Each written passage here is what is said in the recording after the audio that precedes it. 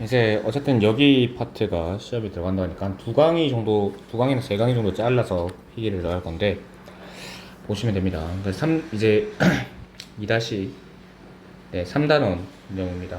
즉 생명 시스템에 대해서 얘기를 할게요. 일단 시스템이라는 거는요, 결국 이걸 좀 이해할 필요가 있는데, 시스템이라는 거는 결국 어떤 상호작용을 한다는 겁니다. 상호작용. 그러니까 서로 영향을 준다는 거죠. 그러니까 여러 구성요소, 이 구성요소 간에 상호작용을 하고 있다. 이게 생명 시스템이 되고요. 그랬을 때 우리가 좀 알아야 될 게 세포에 대해 좀 알아야 된다. 세포라는 거는 결국 이제 그 가장 기초적인 단위죠. 생물의 가장 기초적인 단위입니다. 근데 세포라는 게 크게 이제 두 가지로 분류할 수 있는데, 첫 번째 분류 조건이 뭐냐면 단세포냐 다세포냐 이거예요. 단은 하나 있을 때 단이 나죠. 그리고 그 다는 많을 타는 뜻이고, 그래서 즉 이때는 세포 이꼴 생물이 되는 이제 개체가 됩니다. 하나의 동적 개체가. 근데 이제 다세포는 여러 세포가 모여있기 때문에 좀 유기적이에요. 유기적이고 상호작용을 많이 한다는 거죠. 즉 이제 세포가 모여서 세포 중에 비슷한 기능을 하는 것끼리, 비슷한 애들끼리 모여서, 그러니까 다양한 게 아니라 비슷한 겁니다. 그래서 조직을 모여요. 그러니까 각각의 조직은 각각 비슷한 세포끼리 모이고요. 그 다음에 기관이 되고, 그 다음에 이제 개체가 되는 이러한 메커니즘을 이제 가져요. 그랬을 때 이때는 이제 비슷하다는 거. 그리고 다세포는 좀 복잡한 이제 고등생물에서 나타내는 거고요. 그 다음에 핵의 유무로 봤을 때는 이제 핵의 유무로 따지는데, 핵의 유무는 핵구조의 유무죠. 그러니까 핵막의 유무. 그랬을 때 원핵과 진핵으로 나눕니다. 그러니까 진핵 다세포 있고 진핵 단세포가 있어요. 근데 원핵은 단세포밖에 없어요. 근데 원이라는 거는 원시적이라는 거죠. 잠깐 원시적이고, 진한 건 진짜라는 얘기죠. 그러니까 핵 구조가 있는 거예요. 그러니까 핵 구조를 가진다는 건 뭐죠? 핵막이 있다는 거거든요. 그래서 핵막을 가지고 있는 게 이제 진핵이고, 얘는 없습니다. 그러니까 약간 조금 구분이 돼 있다는 뜻입니다. 구분이 될 거는 이제 막성 소기관이 있다. 세포막을 각각 구분되어 있는 소기관이 있다, 이런 거예요. 그래서 얘는 없고 얘는 없습니다. 하지만 여기서 중요한 거는 이제 핵산하고요. 핵산은 둘 다 있어요.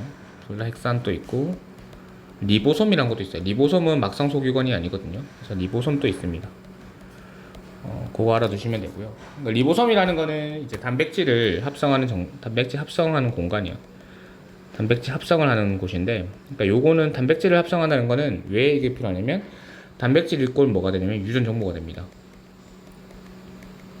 그렇기 때문에 얘를 합성하는 리보솜은 다 존재한다. 뭐 요까지만 좀 알아두셔서 공부하시면 되겠고요.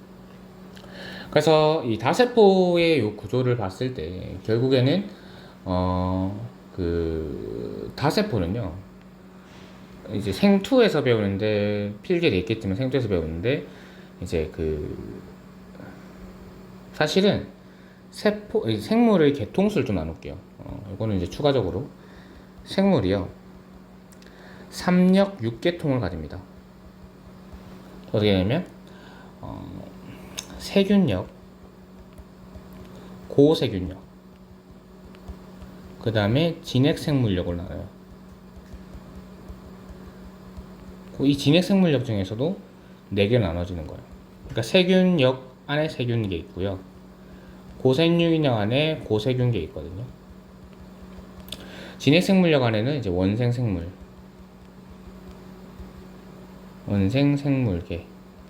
그 다음에 균계, 그러니까 곰팡이나 그런 것들, 균계, 그 다음에 식물계, 이렇게 동물계로 나누는데, 대충 보시면 돼요. 이렇게 나누는데, 이제 이 진핵생물력에서 나타나는 겁니다.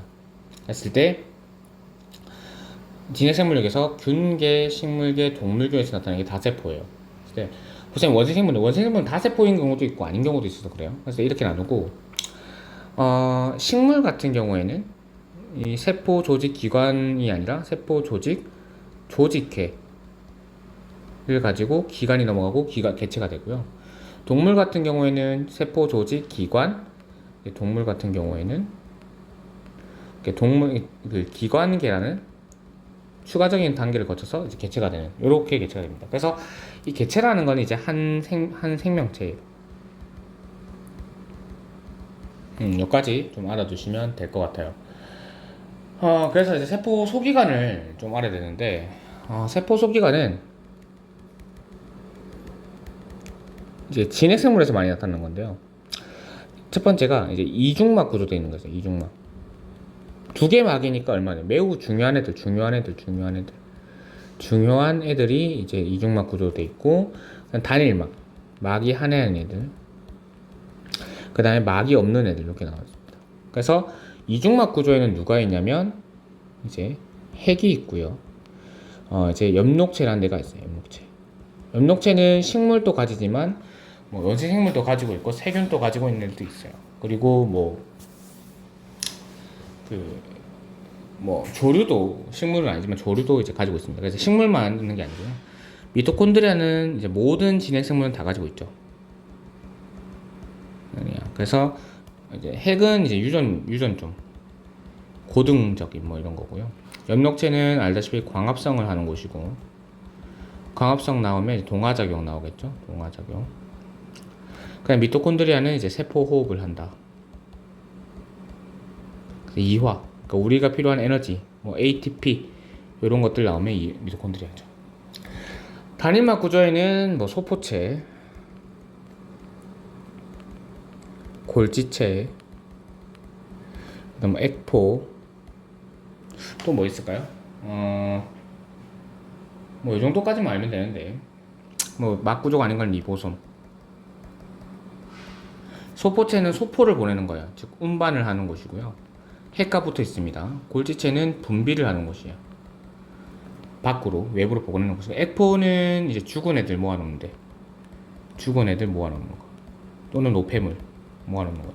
이제 걔네들 섞이면 안 되니까 모아놓는데, 여기서 식물만 있는 거는 엽록체입니다. 엽록체하고 이제 추가로 이제 세포 속에 추가로 이제 막은 아닌데 세포벽이라는 게 있어요. 세포벽이라는 건 동물학에는 존재하는데 균계에서는 존재합니다. 균계에는 펩티도글리칸이라는 단백질 성분이 되어 있고요. 식물계에서는 얘가 이제 그 셀룰로스라는 이제 그 탄수화물 중합체로 되어 있습니다. 몇 가지 알아두시면 돼요. 그래서 세포벽도 있다. 그래서 식물이 되는 건 엽록체가 세포벽이에요. 액포는 동물도 있는 경우가 있습니다. 그래서 빼놓는 거예요. 있기 때문에. 네, 그 다음에 이제 물질 수성을 봐야 되는데, 물질 수성을 왜 하냐면 이 세포 소기관들 사이에서 물질이 이동해야 에너지를 만들거나 어떤 이제 운반을 하거나 그럴 거 아니에요. 그래서 그런 걸 보는 건데, 이제 세포 물질 수성에서 가장 중요한 거는 막을 통한다는 거예요. 막을 통하는데 이때 세포막이 되겠죠. 세포막은 어떠한 막이냐면 반투과성 막입니다. 반투과성 막. 그러니까 입자 크기에 따라 달라요. 입자 크기 또는 이제 그게 친수성이냐, 뭐 소수성, 요거 나눠서 이제 반투과를 할 수 있고 안 투과를 할 수 있고 이런데, 그래서 결국 얘는요, 그러니까 그건 알아야 돼요. 여기서 원핵과 진핵은요, 그 막성 소기관이 없다는 거예요. 그러니까 내부의 막을 보면 얘는 없고 얘는 있어요. 근데 외부의 막은 둘 다 있습니다. 이건 알아두셔야 돼요. 그랬을 때 딱 구분돼야 되니까 이렇게 되는데, 여기서 딱딱딱 구분하는 거예요. 물질 수성은. 이제 그래서 이 반투과성 막을 어떻게 통과하느냐, 이 메커니즘이 있는데요.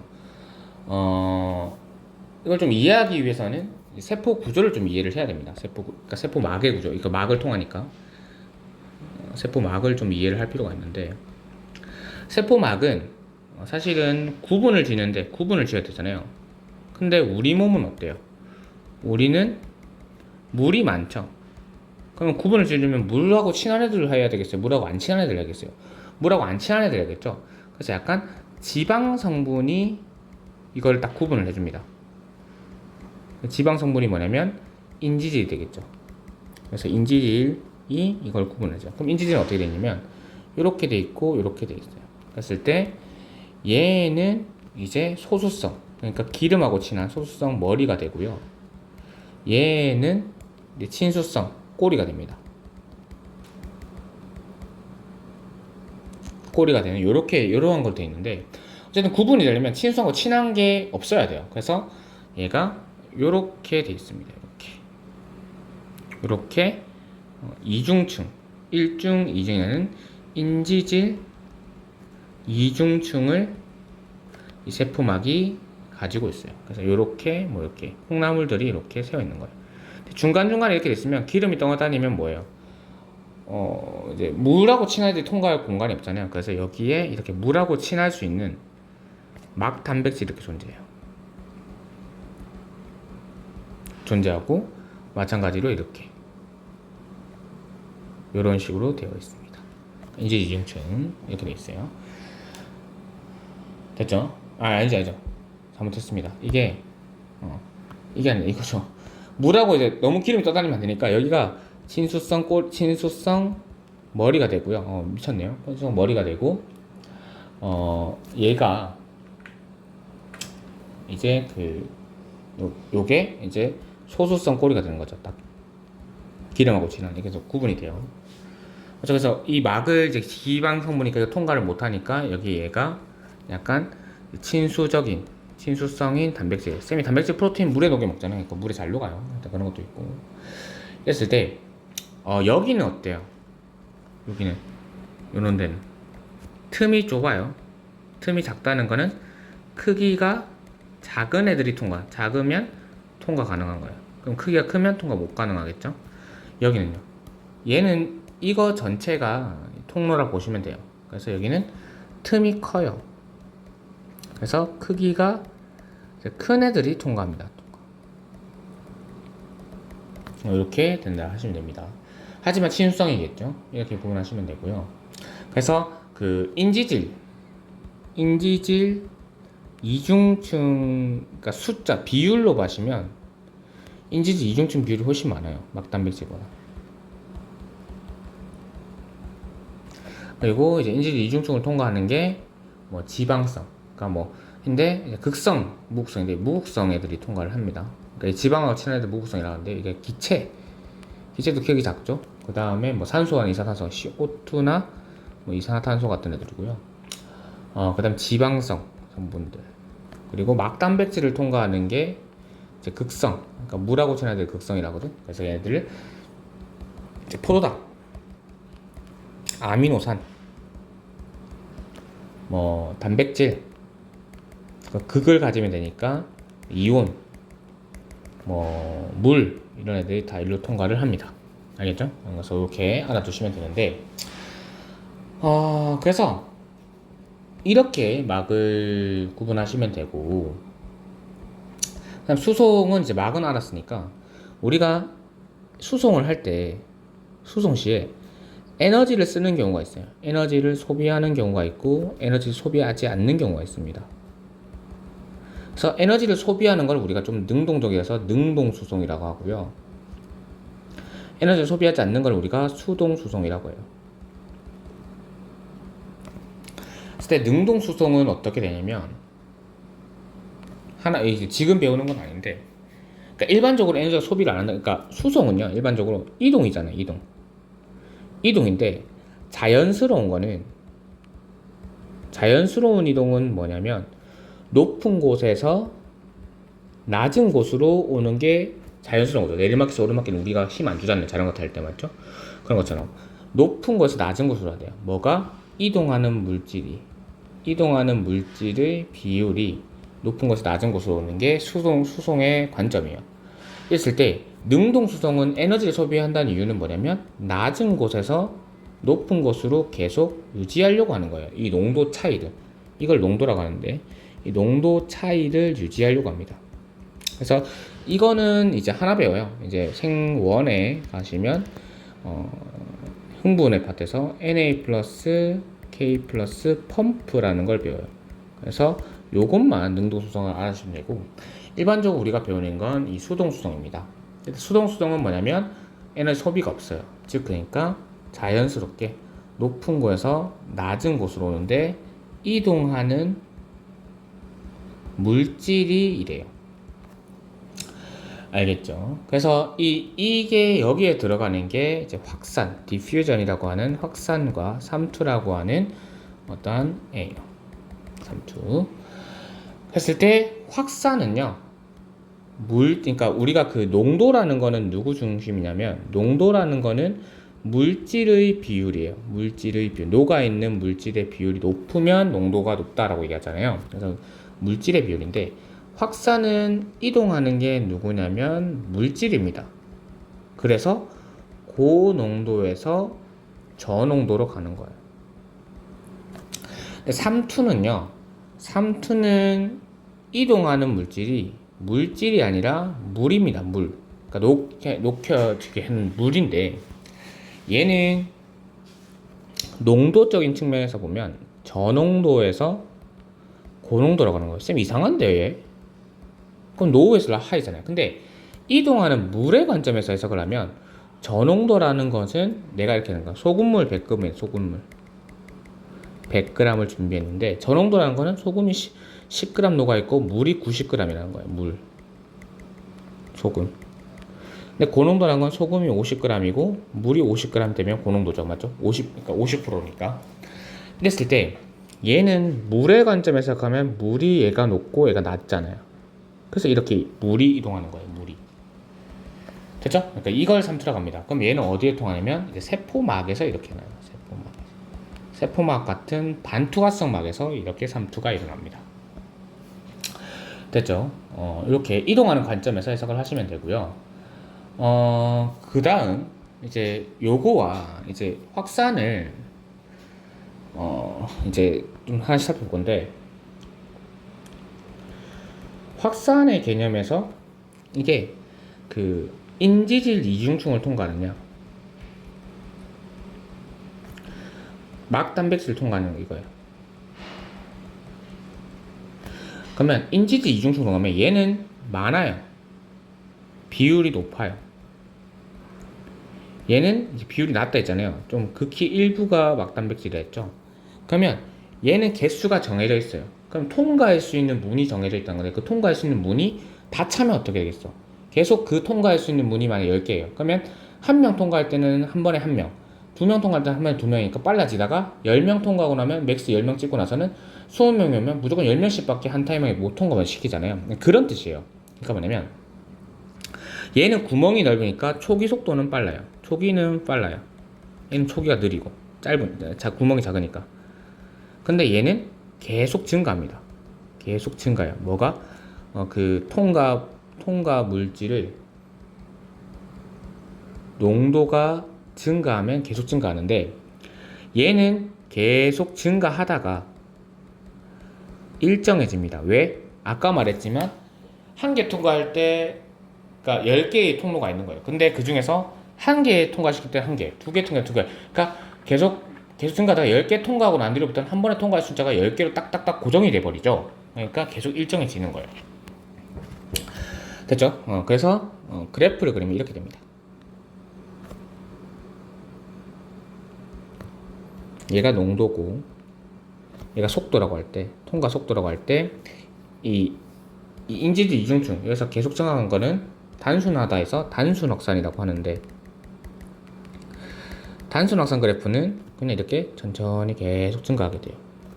근데 이제 막 단백질을 이용하는 걸 우리가 뭐라고 하냐면 이제 그 촉진 확산이라고 해요. 촉진 확산. 다른 건 없는데 그냥 막단 구멍이 크니까 촉진된다 이런 거예요. 그래서 초기에는 빨라요. 하다가 요점에 딱 꽉 차고 나서는 여기 포화가 딱 되고 나서는 일정해집니다. 이러한 속도 비율이 그래프가 그래요. 일반적으로는 초기 속도는 막 단백질을 이용한 촉진 확산이 빠릅니다. 그래서 이렇게 조금 이해를 해주시면 될 것 같아요. 알겠죠? 그 다음에 삼투. 삼투는 아까 설명했듯이 그런 메커니즘이고요. 그래서 굳이 따로 설명을 하진 않는데, 삼투를 해석할 때 우리가 좀 알아야 될 게, 결국에는 물이 이동합니다. 물이 이동하고요.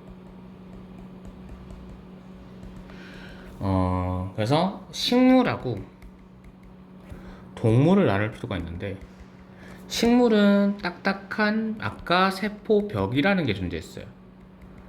세포벽이라는 게 존재했고, 동물은 뭐가 존재했습니까? 세포막이 존재했죠. 그래서 막이라는 건 터질 수 있어요. 그러니까 식물도 세포막은 있어요. 세포막은 있는데, 그 벽이 이제 가장 외부에 있으니까 그런 거예요. 얘는 터질 수 있어요. 얘는 변화 가능해요. 변화가 되는데 얘는 변화가 안 돼요. 딱딱해서. 그래서 삼투라는 게 물이 이동하는 거니까 물이 계속 들어오면 터질 수도 있다는 거예요. 막에 대한 거. 그래서 이제 저장액, 등장액, 고장액 막 이렇게 얘기하는데, 그냥 농도, 저농도, 같은 농도, 고농도 이거예요. 그때 저농도예요. 그럼 물이 많죠. 저농도란 건 물이 많아요. 물이 많고 얘는 물이 적어요. 그러면 물이 많으니까 물이 들어오겠죠. 그럼 얘가 이렇게 원래 이 상태에서 얘가 이렇게 빵빵해집니다. 빵빵. 근데 얘는 이렇게 돼 있다가 얘가 부풀렀다가 얘가 이렇게 하고 터져요. 떠짐이 아니라 터져요. 이렇게 되고요. 등장에서는 이제 그대로 유지하겠죠. 이렇게 유지하고요. 유지. 그리고 고장액에서는 얘가 이렇게 해서 쪼그라들다가 얘는 세포벽이 이렇게 있으면 쪼그라드니까 막이 쪼그라드는 거예요. 이렇게 돼요.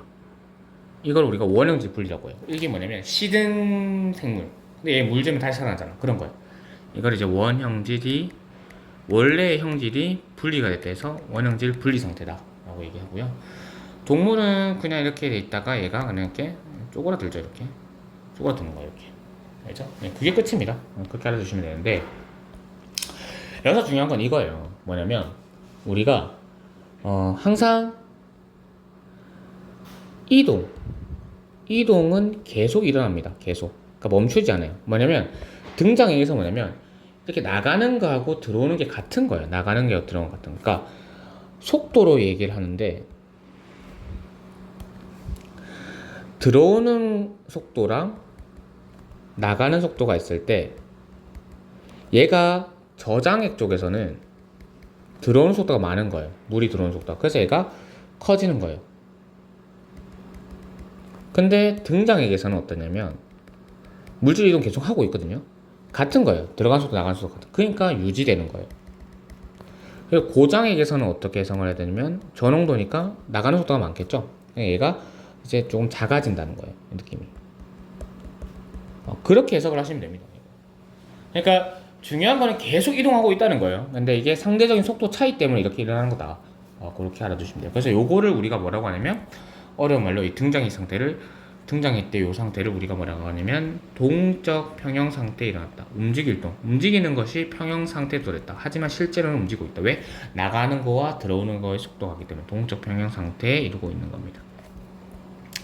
알겠죠? 그래서 이렇게 해석을 하시면, 이동은 이제 우리가 알고 있는 그 물질 수송 파트는 이렇게 하면 이제 설명이 다 끝나요. 뭐 이 정도까지만 알아두시면 별 문제 없거든요. 그래서 여기서 한번 끊고 가겠습니다.